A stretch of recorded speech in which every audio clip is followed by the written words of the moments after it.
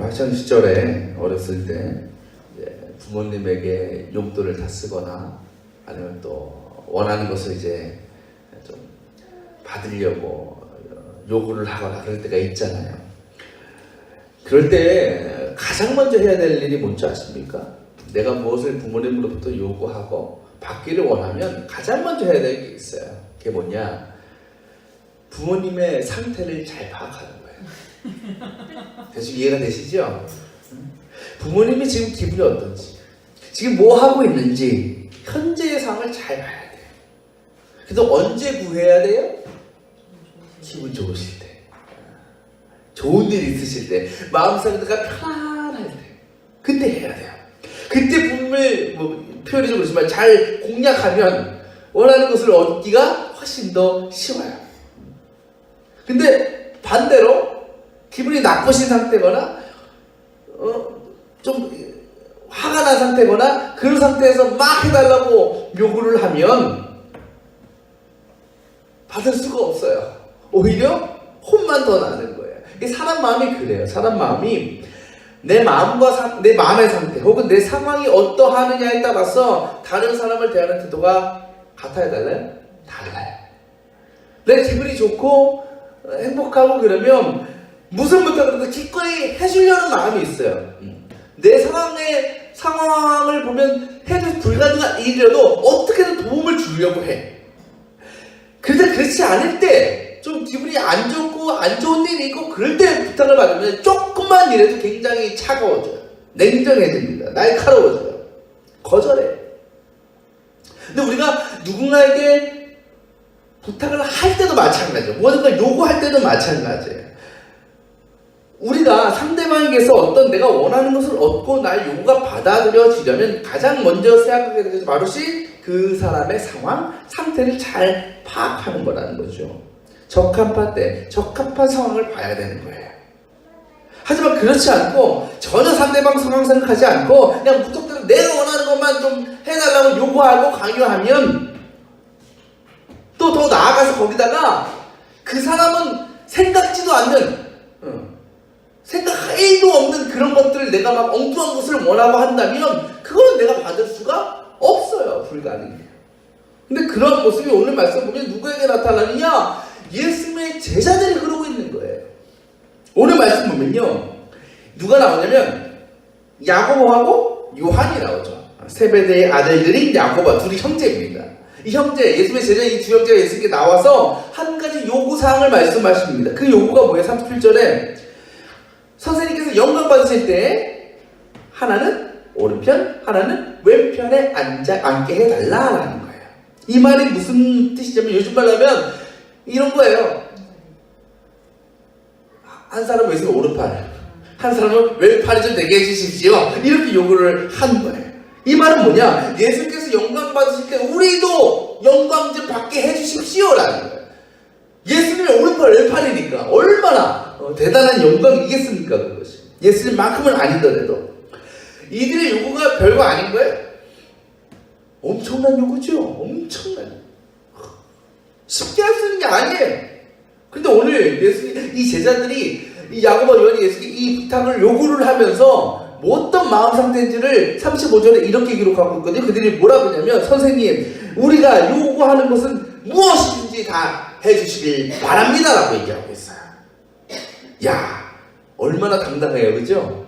이거는 요구라기보다 어쩌면 강요야 강요. 꼭 해줘야 되는 거예요. 어떻게 이들이 예수님에게 이렇게 엄청난 요구를 하면서 이렇게 당당한 모습을 보일 수 있을까? 예수님께서요 제자들 가운데 어디를 가시든지 무엇을 하시든지 꼭 데리고 다닌 제자들 2명을 말씀드렸어요. 그게 누구라고요? 맨 처음에 베드로하고 야고보였어요. 근데 거기에 한 명을 더 뽑자면 누구였어요? 요한이었어요. 이 세 사람, 이 베드로, 야고보, 요한 이 트리오는요 예수님께서 가장 사랑한 제자 중에 딱 꼽히는 사람들이었거든요. 그러니까 그만큼 이 사람들은 다른 제자들보다 예수님과 더 깊은 신뢰의 관계를 갖고 있었다는 것입니다. 마치 가족과도 다름없었습니다. 그리고 이 사람들은 열심히 일했어요. 정말 목숨 걸고 예수님 순종하고 예수님 치닥거리 하면서 그렇게 제자로서 삶을 잘 감당했다라는 거죠. 평생을 모든 것, 자신의 어떤 가족, 재산 다 포기하면서까지 모든 것 예수님께 올인하고 모든 걸 바쳐왔던 그런 사람들이었어요. 그런 그들의 삶과 예수님의 관계를 생각해 보면 그리고 그들의 노력과 그 희생을 예수님께서 아신다고 한다면 그 제자들은 마땅히 그와 같은 영광을 나누어 가질 수 있는 자격이 있다라는 거예요. 그들의 생각에. 그렇지 않아요? 만약 여러분 생각해요. 여러분이 만약에 오른팔 왼팔을 세워. 흔히 누가 그걸 세워요? 조폭들이 세우죠. 오른팔 왼팔. 누구 세워요? 그들이 세울 때. 가장 충성된 사람 세우는 거 아니에요? 가장 나와 깊은 믿음의 신뢰를 뒤통수 안 칠 신뢰의 관계에 대해서 세우는 거 아닙니까? 그 중에서 딱 심사숙고해서 뽑고 뽑아서 2명 뽑아 세우는 거 아니에요. 그죠? 이들이 그들의 삶만 보면 마땅히 예수님의 오른팔 왼팔이 될 수 있는 삶이에요. 그런데 그들이 요구에 예수께서 뭐라고 말씀하십니까? 38절에 너희가 구하는 것이 무엇인지 모르고 있다. 이게 무슨 의미예요? 쉽게 말하면 이런 거예요. 야, 너희들 엉뚱한 걸 구하고 있구나. 지금. 엉뚱한 거. 그러니까 구해야 될 것을 구하지 못하고 전혀 엉뚱한 것을 구하고 있다는 거예요. 그래서 예수님께서 들어줄 수 없다라고 말씀하시는 것입니다. 왜 예수님은 지금 그들의 요구를 들으시고 이렇게 엉뚱한 것을 구하고 있다고, 니들이 구하는 것이 무엇인지도 모르고 있다고 어쩌면 책망하시면서 그 요구를 거절하시는 것일까? 여러분, 오늘 말씀 앞에 어떤 장면이 나옵니까? 32절 그의 제목이 뭐라고 되어 있어요?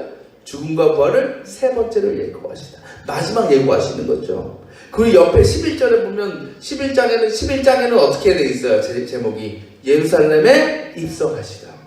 예수님께서 예루살렘에 왜 들어가셔요? 관광하러 가셔요? 친구 만나러 가셔요? 뭐 하러 가시는 거예요? 죽으러 가시는 거예요. 죽으러. 십자가기에 들어가신 거예요, 이때. 그렇다면 지금은 어떤 때예요? 죽음이 임박한 때죠. 죽음이 코앞에 있는 때예요. 지난번 설교도 말씀드렸지만 죽음을 앞둔 예수님의 마음이 어땠을까요? 예수님은 인간인데 얼마나 두렵고 얼마나 떨리겠어요. 그렇죠? 너무 두렵고 힘드셨어요.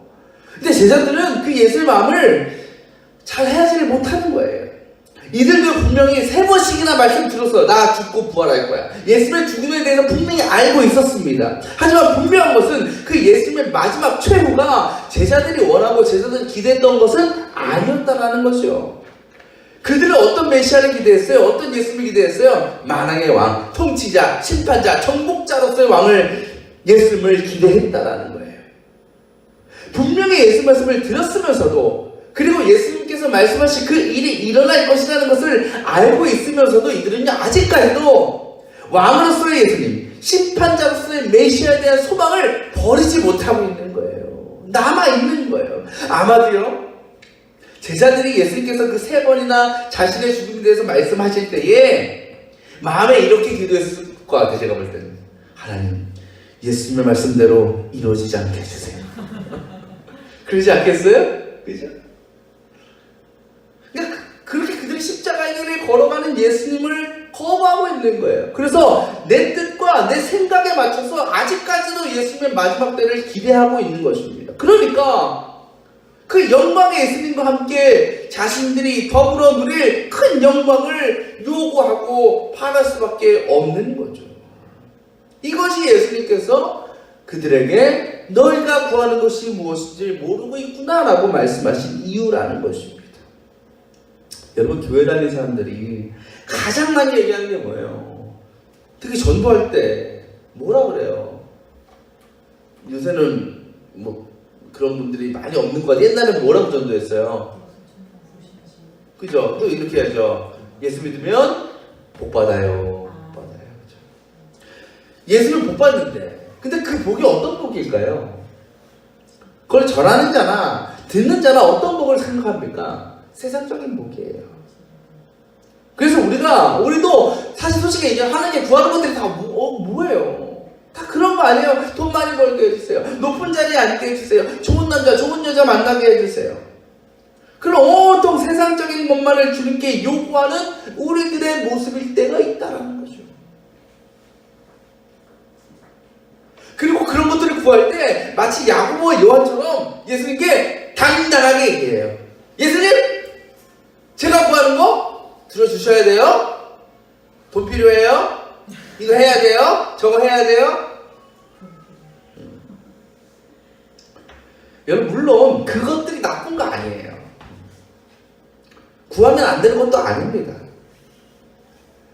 제자들이 예수님 곁에서 함께 영광을 받는 것이, 예수님 오른팔 왼팔 되는 것이 나쁜 거겠어요? 아니에요. 되면 얼마나 좋은 건지 몰라요. 하지만 그럼에도 예수님께서 왜 제자들에게 또 우리들에게 너희는 너희가 구하는 것이 뭔지를 모르고 있다라고 말씀을 하셨느냐?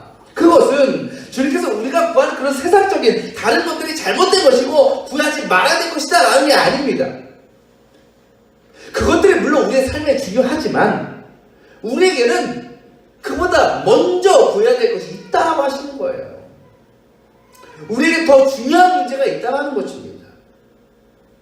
다시 말하면 예수님의 말씀은 다른 요구를 몽땅 거절하시는 것이 아니라 가장 필요하고 가장 중요한 것을 너희가 먼저 구하라 라는 말씀이에요. 그것이 무엇입니까? 39절입니다. 내가 마시는 잔을 너희가 마시고 내가 받는 세례를 너희가 받을 것이다. 이게 예수님께서 원하시는 거예요. 내가 마시는 잔을 함께 먹고 내가 받는 세례를 너희도 함께 받는 것, 그게 내가 원하는 것이고 그것이 너희들이 진정으로 나에게 구해야 되는 거야 라고 말씀하시는 거예요. 이 말씀이 무슨 의미일까요? 이 말씀에서 세례를 받으라 라고 말씀하시잖아요. 여러분 여러 번 말씀드렸죠? 세례를 뜻하는 헬라어는요 밥티즘이라는 밥티즘. 근데 이 동사의 원 의미는 뭐냐? 담그다라는 거예요. 담그다. 이 단어의 과거 분사는요 베바티스 메노르라는 말인데 이 말은 어떤 뜻이냐? 물속에 빠지다라는 거예요. 물속에 빠지다. 그래서 뭐 말씀드렸지만 침례교라는 교단이 있죠. 침례교가 영어로는 뭐예요? 바프티스트 처치. 그 사람들은 세례를 어떻게 준다고요? 물에 빠뜨려요.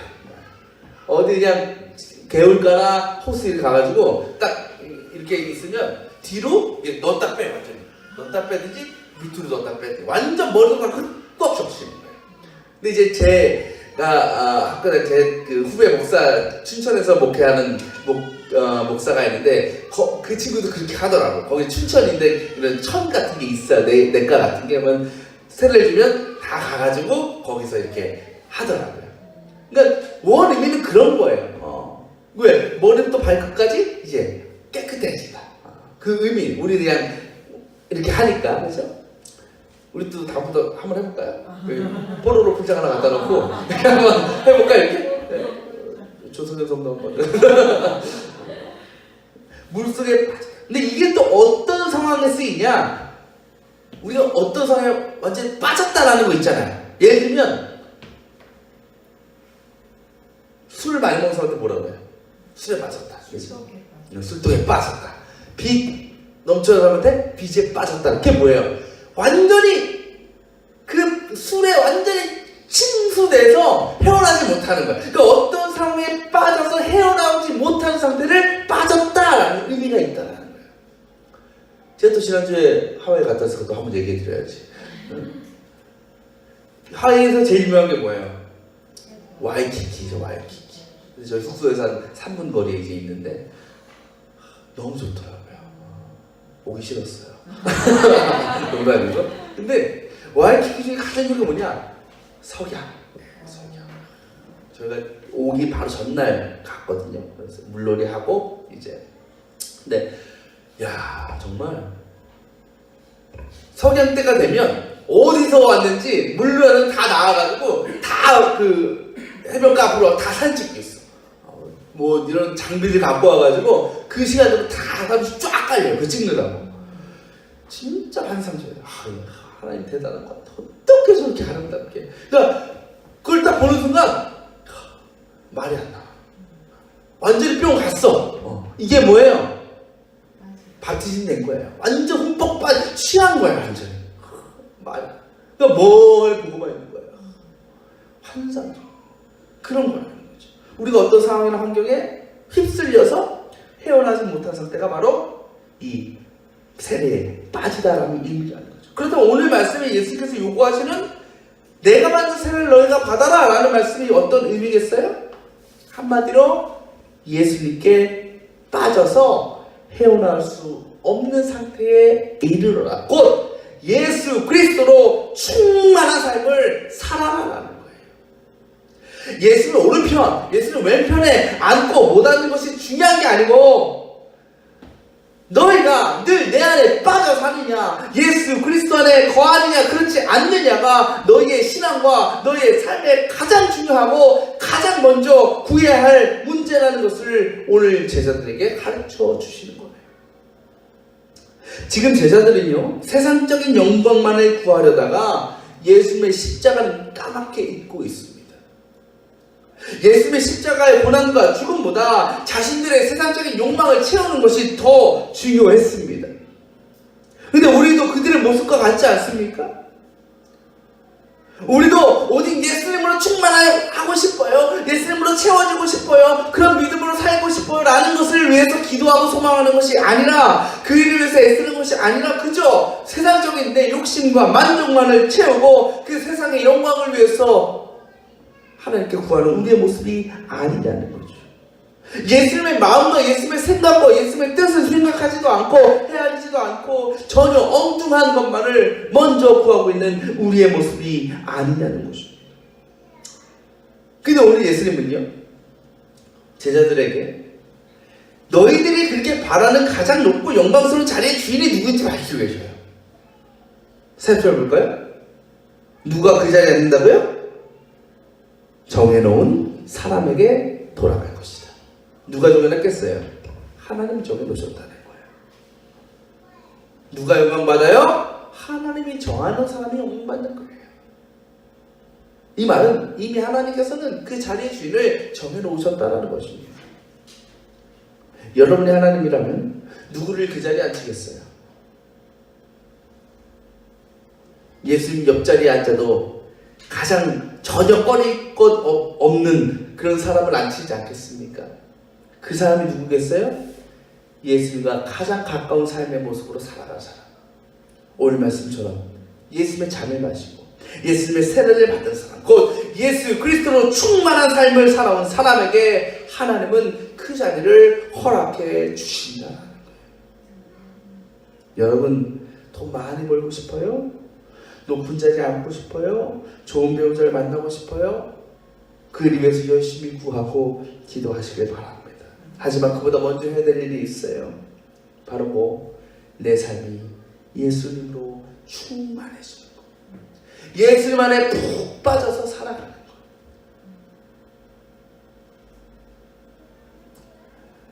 그때 우리 안에 영원한 마음의 풍요와 감사와 기쁨을 성령님께서 허락해 주시는 겁니다.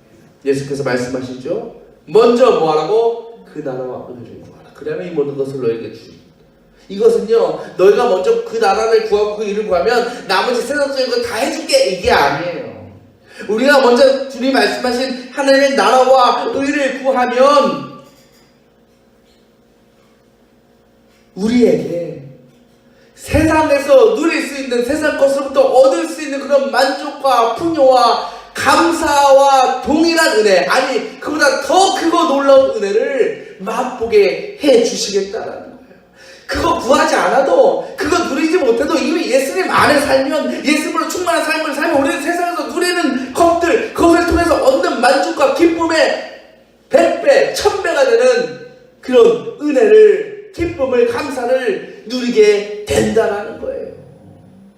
이것이 우리에게 얼마나 은혜가 되는 말씀인지 모릅니다. 우리 그렇게 한번 살아가죠.